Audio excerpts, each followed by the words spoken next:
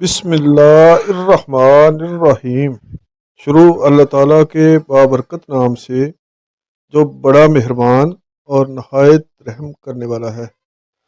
محترم ناظرین، آج ہم آپ کے ساتھ سلطان الاولیاء حضرت شیخ عبدالقادر جیلانی المعروف غوث پاک کی ایک بہت ہی لاجواب کرامت شیئر کرنے جا رہے ہیں۔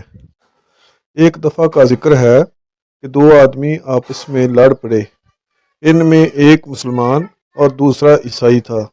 اس جگہ سے جہاں وہ لڑ رہے تھے، حضور غوث اعظم رحمۃ اللہ علیہ کا وہاں سے گزر ہوا۔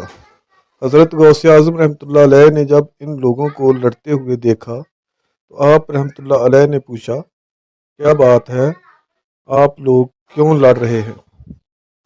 مسلمان آگے بڑھا اور کہا، حضور، یہ شخص عیسائی مذہب سے تعلق رکھتا ہے اور مجھے کہہ رہا ہے کہ میرا نبی تمہارے نبی سے افضل اور اعلیٰ ہے، اور پیارے نبی کی شان اقدس میں گستاخی کر رہا ہے۔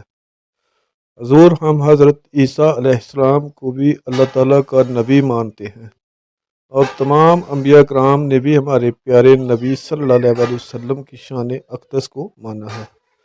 آپ حضور غوث اعظم یہ بات سننے کے بعد اس عیسائی شخص کے پاس گئے اور اس سے پوچھا کہ آپ کے پاس کیا ثبوت ہے کہ تمہارے نبی ہمارے نبی سے افضل ہیں؟ وہ شخص کہنے لگا کہ ہمارے نبی حضرت عیسیٰ علیہ السلام مردوں کو زندہ کرتے تھے، اور یہ بات آپ کی کتاب قرآن مجید میں بھی موجود ہے کہ حضرت عیسیٰ علیہ السلام مردوں کو اللہ تعالیٰ کے حکم سے زندہ کر دیتے تھے۔ آپ کے نبی حضرت محمد صلی اللہ علیہ وسلم کے بارے میں ایسا کچھ بھی نہیں لکھا گیا، اس لیے میں کہتا ہوں کہ ہمارے نبی افضل ہیں۔ اس عیسائی کی یہ بات سننے کے بعد حضرت غوث اعظم رحمۃ اللہ علیہ غصے میں آ گئے اور جلال کی کیفیت طاری ہو گئی، اور آپ رحمۃ اللہ علیہ نے فرمایا، ہمارے نبی صلی اللہ علیہ وسلم کی شان اور رتبے کو تم کیا پہچانو؟ ہمارے نبی صلی اللہ علیہ وسلم کا دیکھنا معجزہ، بولنا معجزہ اور چلنا معجزہ ہے۔ اس کے بعد حضرت غوث اعظم رحمۃ اللہ علیہ نے فرمایا کہ ہم اللہ تعالیٰ کے نبی تو نہیں ہیں، لیکن ہم امت محمدی صلی اللہ علیہ وسلم ہیں۔ اگر ہم آپ کے سامنے کسی مردے کو زندہ کر کے دکھاتے ہیں تو کیا تم ہمارے نبی پر ایمان لاؤ گے؟ سرکار غوث اعظم رحمۃ اللہ علیہ کی یہ بات سننے کے بعد وہ عیسائی شخص بہت حیران ہوا اور کہنے لگا کہ میں ایمان لے آؤں گا، مگر آپ ایسا کر کے تو دکھائیے۔